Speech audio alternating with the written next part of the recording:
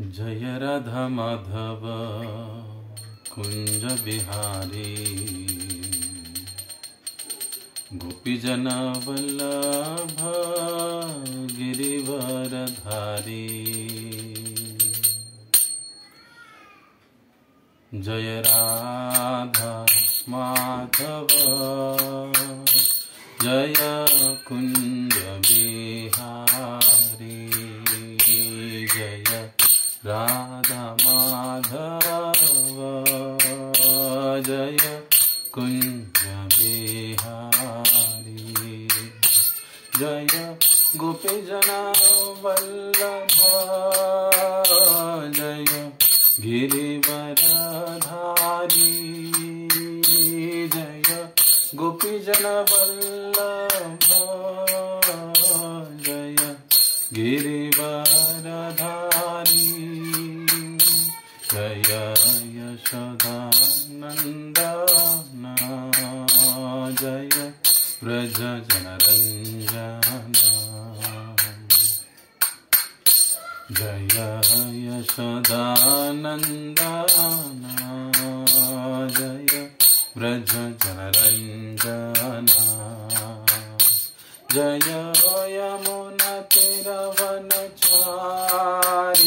जय कुंज बिहारी।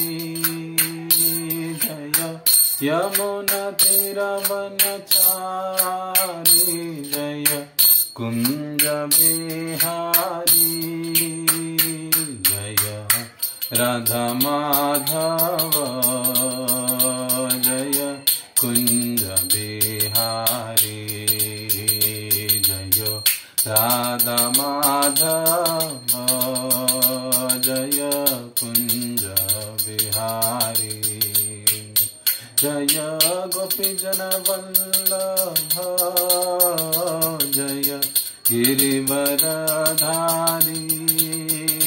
जय गोपीजन वल्लभ जय गिरिवरधारी।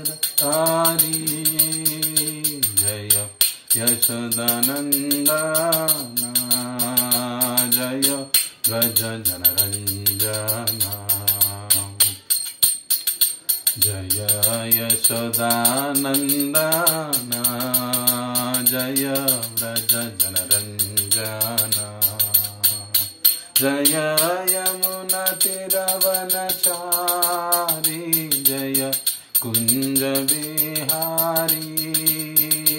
जय यमुना तीरवनचारी जय कुंज बिहारी। जय राधा माधव जय कुंज बिहारी।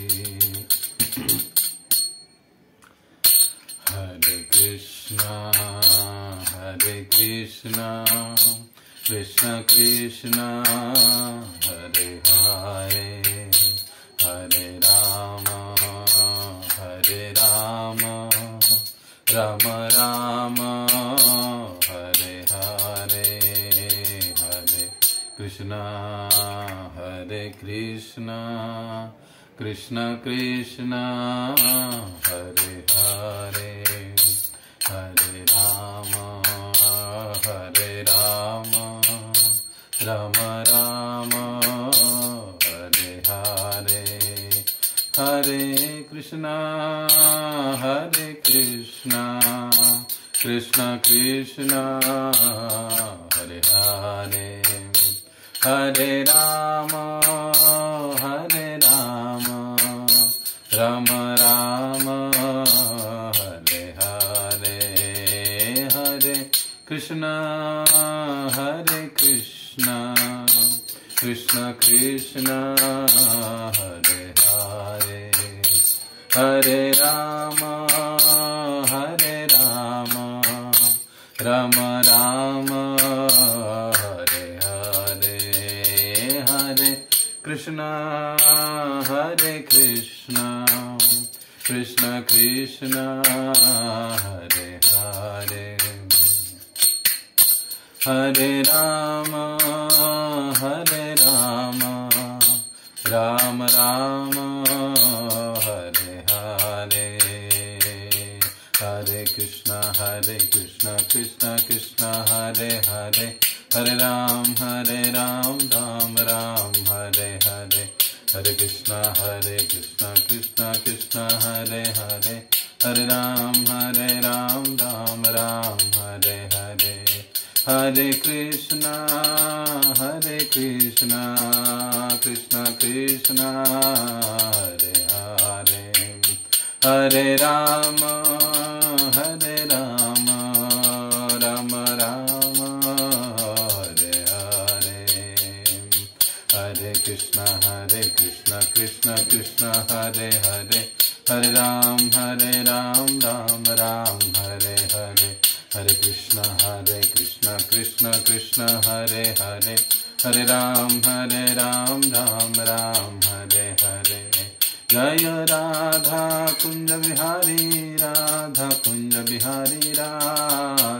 जय गौरनिताय जय गौरनिताय, जय जय प्रभुपाद जय प्रभुपाद, जय जय गुरुदेव जय श्रीला गुरुदेव। बोलो कलयुग पावन श्री हरिनाम संकीर्तन की जय, श्री श्री राधा कुंज बिहारी भगवान की जय, श्री श्रीनिताय गौर सुंदर भगवान की जय, जगत गुरु श्रील प्रभुपाद की जय।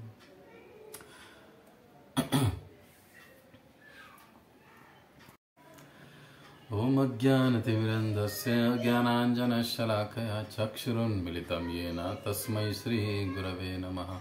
श्रीचैतन्यमनोभीष्टं स्थापितं येन भूतले स्वयं रूप कदा मह्यं ददाति स्वपदान्तिकं। वन्देऽहं श्रीगुरौ श्रीयुतापदकमलं श्रीगुरून् वैष्णवांश्च श्रीरूपं साग्रजातं सहगना रघुनाथान्वितं तं सजीवं साद्वैतं सावधूतं परिजना सहितं कृष्ण चैतन्य देवं श्रीराधा कृष्णपादान् सहगना ललिता श्रीविशाखान्वितांश। नमः ओं विष्णुपादाय कृष्णपृष्ठाय भूतले श्रीमते भक्तिवेदांत स्वामिन् इति नामिने। नमस्ते सारस्वते देवे गौरवाणी प्रचारिणे, निर्विशेष शून्यवादी पाश्चात्य देशतारिणे। नमो महावदन्याय कृष्ण प्रेम प्रदायते कृष्णाय कृष्ण चैतन्य नामिने गौरत्विषे नमः।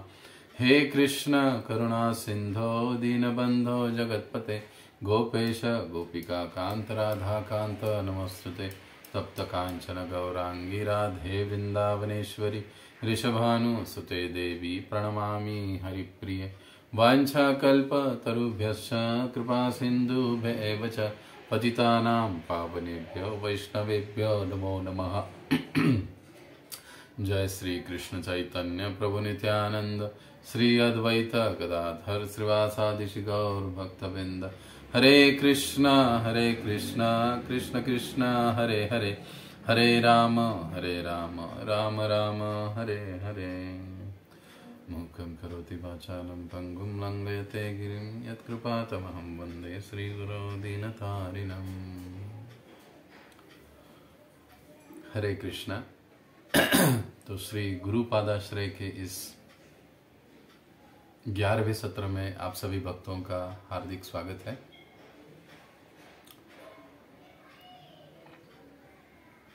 इस सत्र सेमिनार के अंतिम चरण तक हम पहुंच चुके हैं। अब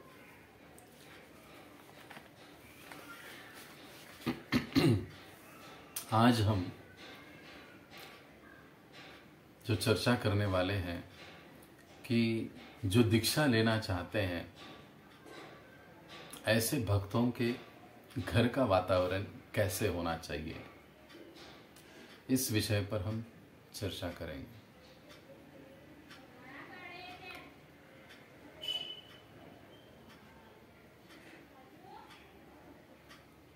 आध्यात्मिक जीवन के लिए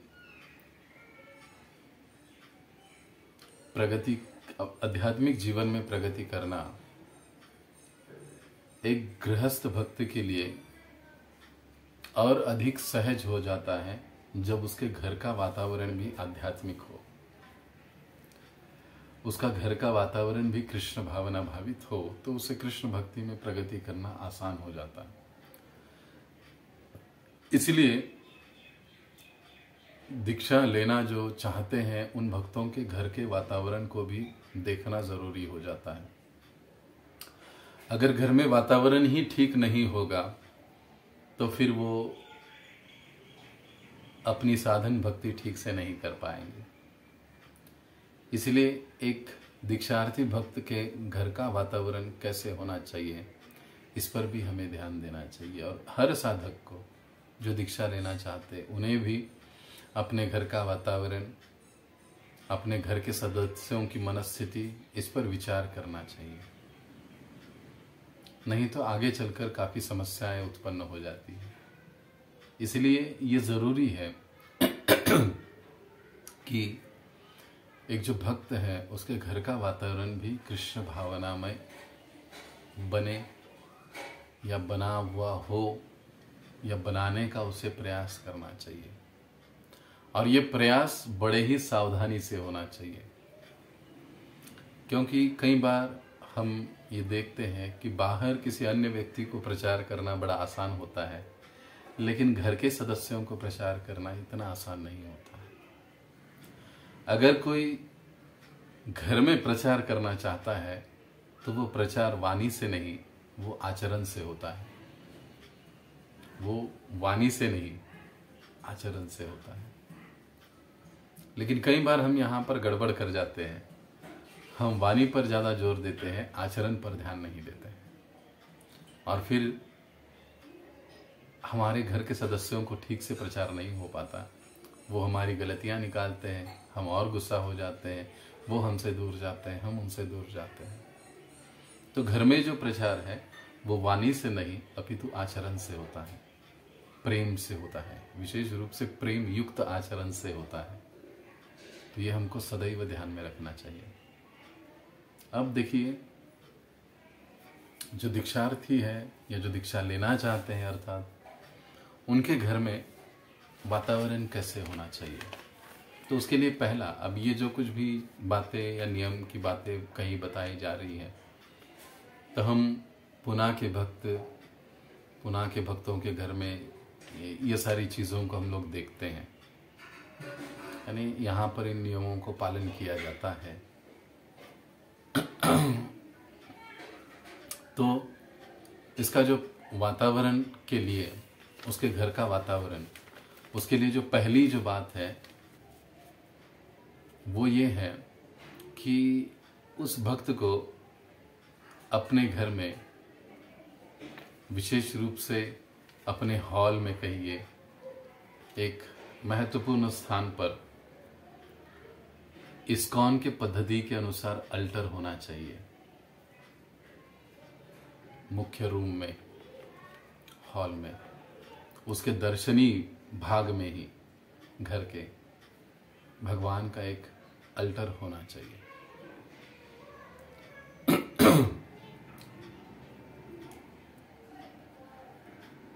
फोटोज अति उत्तम है। राधा कृष्ण, गौर निताई, पंचतत्व, नरसिंह भगवान, गुरु परंपरा, चढ़ गोस्वामी आदि अल्टर में होने चाहिए। ऐसा इस्कॉन के स्टैंडर्ड के अनुसार उसके घर में अल्टर होना चाहिए। अल्टर में उनके जो संभाव्य गुरु महाराज हैं जिनसे वे दीक्षा लेना चाहते हैं, उनका भी छोटा फोटो होना चाहिए। अल्टर में जो गुरु महाराज जी का फोटो होता है वो कभी भी श्रील प्रभुपाद जी के फोटो से, जो अल्टर में है, उससे बड़ा नहीं होना चाहिए। छोटा, थोड़ा सा छोटा होना चाहिए साइज में। ये जरूरी है, आवश्यक है। उसके बाद ठीक अल्टर के सामने उचित स्थान पर श्रील प्रभुपाद जी का फोटो और उनके गुरु महाराज जी का फोटो। अब प्रभुपाद जी का फोटो अगर इतना बड़ा है तो उससे थोड़ा सा छोटा गुरु महाराज जी का फोटो, ऐसे दोनों फोटो सामने लगे हुए होने चाहिए। इस प्रकार से एक आदर्श अल्टर इस्कॉन की पद्धति स्टैंडर्ड के अनुसार कहा जाता है, वो होना चाहिए। ये वातावरण में ही आता है, कैसे उसके घर का वातावरण अल्टर व्यवस्थित रूप से होना चाहिए, दर्शनी भाग में होना चाहिए, इस्कॉन के स्टैंडर्ड के अनुसार अल्टर में सारी चीज़ें बातें होनी चाहिए। गुरु महाराज और श्रील प्रभुपाद जी का फोटो वहाँ पर होना चाहिए, अंदर भी और ऐसे बाहर भी बड़े फोटो होने चाहिए। अब जहाँ पर अल्टर है उसके आजू बाजू में टीवी जैसे आक्षेपार्ह या निषिद्ध चीजों को नहीं रखना चाहिए उसे। अगर आवश्यक नहीं है तो टीवी को निकाल ही दो, क्योंकि ये असत्संग का सबसे बड़ा उदाहरण है, सबसे बड़ा असत्संग है ये टीवी। अगर आवश्यकता नहीं है तो निकाल ही देना चाहिए भक्त को इसको घर से बाहर, और भगवान को अंदर अल्टर के रूप में लाना चाहिए। और अगर संभव नहीं है किसी कारण तो फिर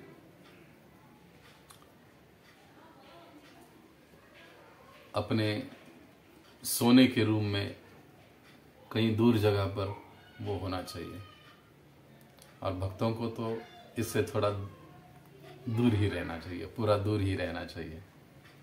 अब अल्टर में अन्य देवी देवताओं के फोटो, मूर्तियां, या महाराष्ट्रामध्ये जे टाक बनवतात लग्नाच्या वेळेस देवांचे, ऐसी चीजें, कुलदेवी या देवता का फोटो या मूर्तियां, ये जो हमारा इस्कॉन का अल्टर है भगवान का, उसमें नहीं होने चाहिए ये सारी चीजें।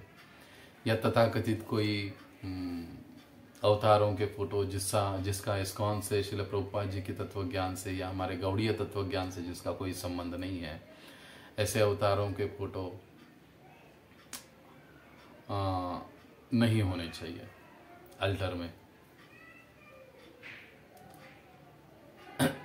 अगर संयुक्त परिवार है, बड़ा परिवार है, सभी भक्त नहीं है, देवी देवता कुल देवी का पूजन आवश्यक है, कभी कभी होता है परिवार में, ये सारी चीजें ध्यान में रखना पड़ता है, तो फिर देवी देवताओं का जो अल्टर है, त्यांचं जे देवघर आहे ते वेगळंच असायला पाहिजे। उनका अल्टर अलग से होना चाहिए, और भगवान का अल्टर अलग से होना चाहिए।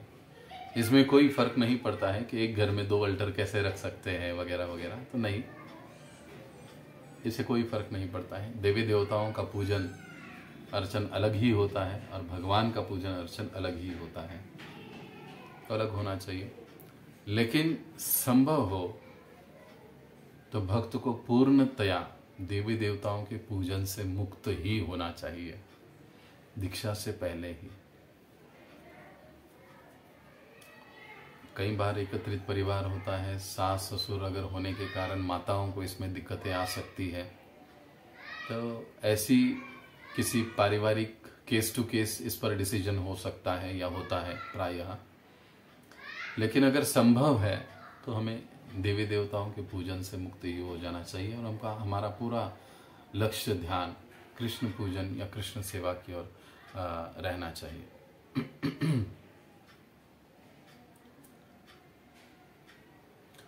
अब जो 5वीं बात है कि घर में उनके गुरु महाराज श्रील प्रभुपाद जी का फोटो अलग से होना चाहिए। जो दर्शनी भाग है या महत्वपूर्ण स्थान है घर में, ऐसे स्थानों में उनके फोटो होने चाहिए, अपने गुरु के, श्रील प्रभुपाद जी के। या ये भी है कि आजकल कुछ नए नियम के अनुसार श्रील प्रभुपाद जी का फोटो और उनके सारे समस्त शिष्यों का फोटो ऐसे हमारे घर में ज़रूर होना चाहिए।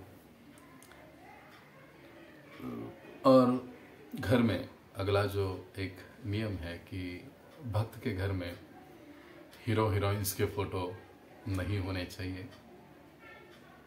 जो ये होते हैं क्रिकेटर या अलग अलग प्रकार के जो क्रीड़ा खेलने वाले जो प्लेयर्स होते हैं, उनके फोटोज़ नहीं होने चाहिए। या फिर कोई राजनैतिक फोटो या कोई क्रांतिकारी के फोटो या कोई ऐसे राजनीतिक फोटो घर में नहीं होने चाहिए। अलग अलग बाबाओं के या उनके अवतारों के फोटो या भगवान के अलग अलग जो कुछ भी झूठे अवतार लोग कुछ कहते हैं, कुछ निकालते हैं फोटोज़ अलग अलग तरीके से, जिसका इस्कॉन से कोई संबंध नहीं है, इस्कॉन जिसको मान्यता नहीं देता है, ऐसे फोटोज़ भक्तों के घर में नहीं होने चाहिए। साथ ही साथ पति पत्नी के फोटो,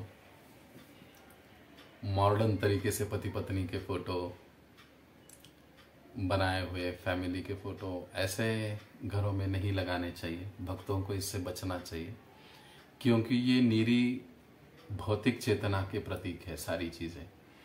तो भक्तों को इन बातों से बचना चाहिए।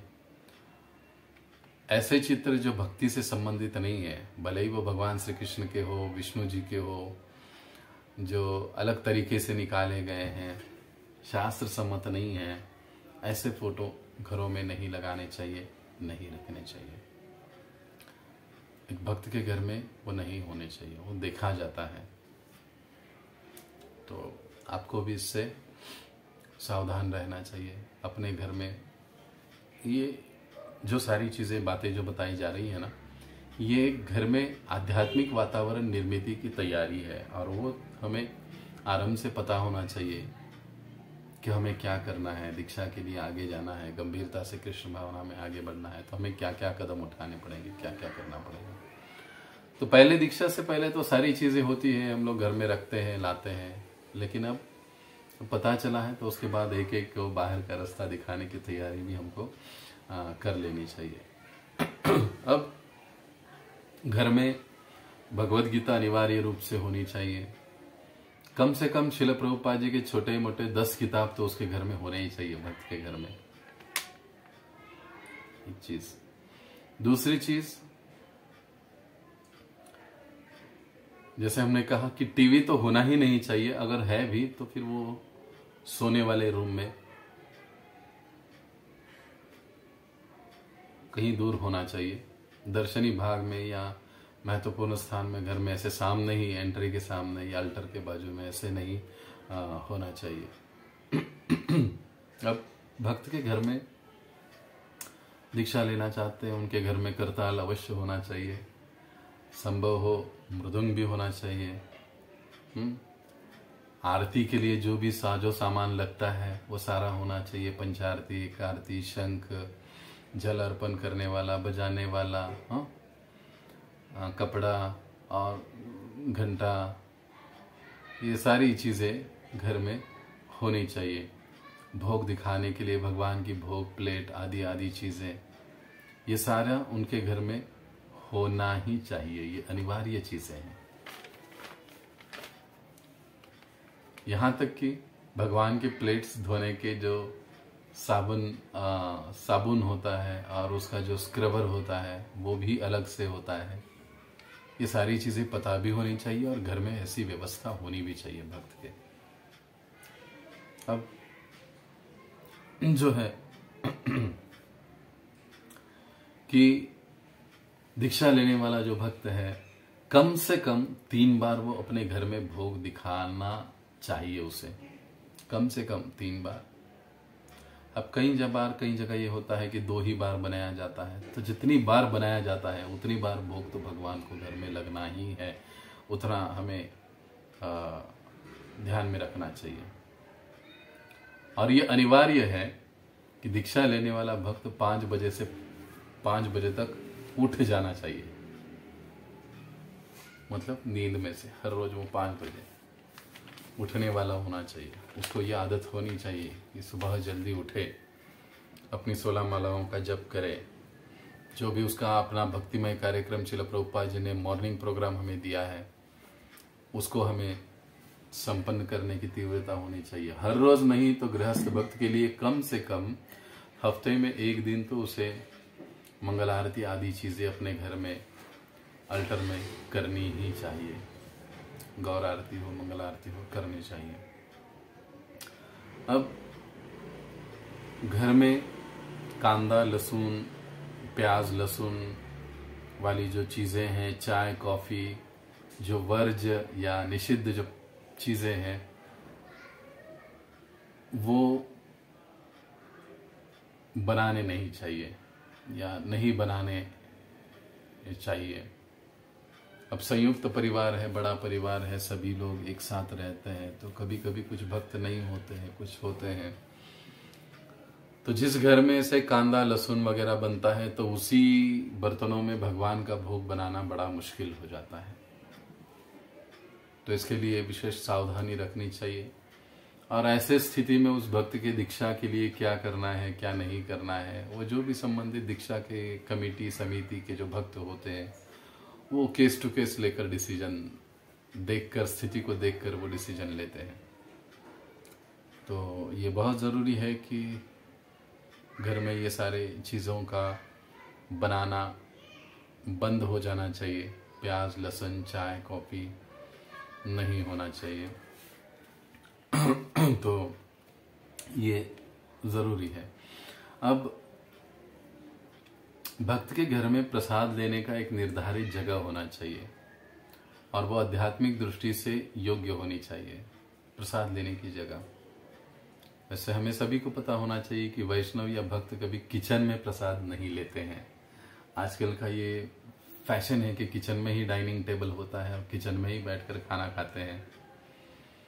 तो वैष्णवों को, भक्तों को यथासंभव प्रयास करना चाहिए कि किचन में बैठकर भोजन न करें, हॉल या अन्य स्थानों पर बैठकर भोजन करें, किचन के बाहर करें। यह ज़रूरी है।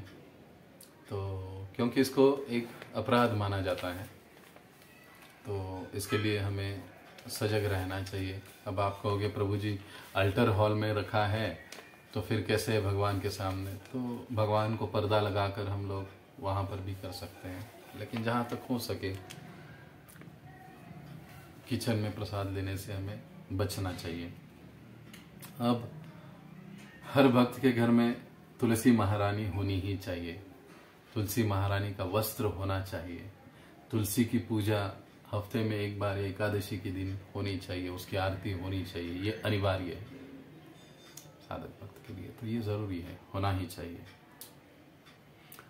और तुलसी पूजन, तुलसी के जो अलग अलग मंत्र हैं, तुलसी महात्म्य नाम का जो ग्रंथ है वो हर भक्त को पढ़ना चाहिए दीक्षा से पहले, कि कैसे तुलसी का देखभाल किया जाता है, कैसे तुलसी के अलग अलग मंत्र है, पत्तों को तोड़ने से पहले कौन से मंत्र बोलने जाने चाहिए, तुलसी का प्रणाम मंत्र कौन सा है, किस प्रकार से तुलसी की आरती की जाती है, वो हमें पता होनी चाहिए और हमें करना भी चाहिए भक्त को। एक गृहस्थ को तुलसी सेवा का महत्व अनिवार्य रूप से बताया गया कि उसके लिए तुलसी सेवा अनिवार्य है।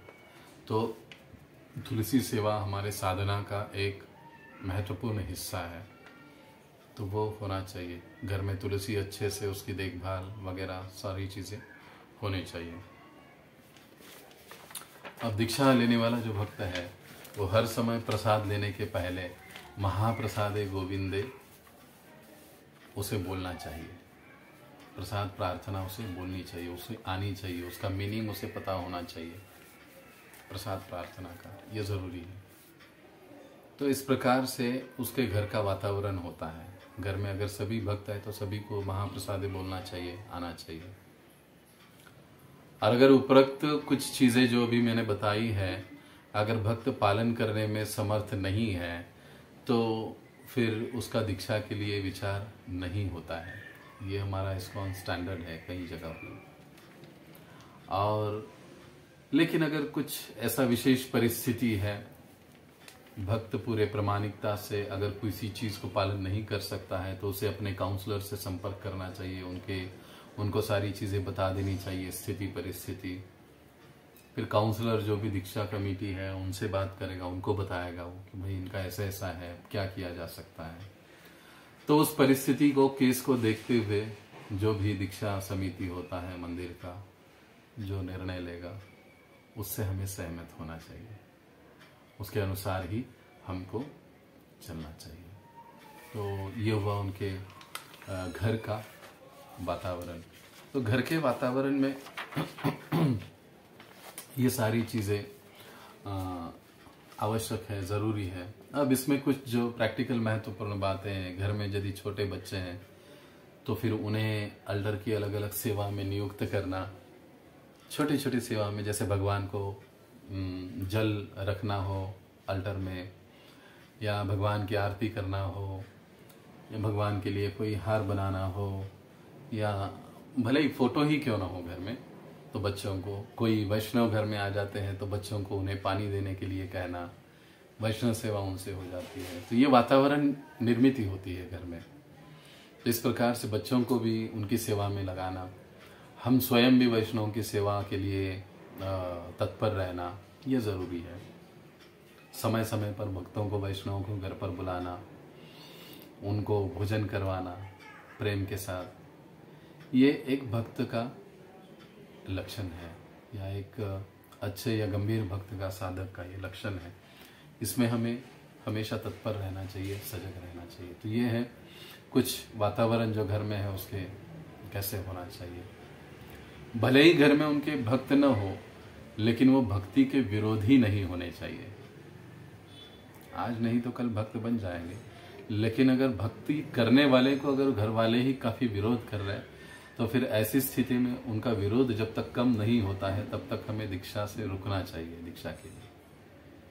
क्योंकि आगे चलकर परिस्थितियां बदल सकती है, कुछ भी हो सकता है। तो आगे चलकर कुछ और ज़्यादा कुछ होने से अच्छा है कि हम कुछ समय के लिए रुके। तो भक्त को स्वयं ही इतना मैच्योर होना चाहिए कि ये सारी चीज़ों को देखकर वो स्वयं से निर्णय ले और कुछ समय के लिए रुके। जैसे ही स्थिति सामान्य हो जाती है फिर आगे बढ़ जाए। तो इस प्रकार से भक्त का जो घर का वातावरण है वो अच्छे से होना चाहिए। तो यहाँ पर ये 11वां हमारा सत्र सेशन है वो समाप्त होता है। हम यहाँ पर रुकेंगे। बहुत बहुत धन्यवाद। हरे कृष्ण। जगत गुरु श्रील प्रभुपाद की जय। अनंत कोटि वैष्णव वृंद की जय। निताय गौर प्रेमानंदे। हरि हरि बोल।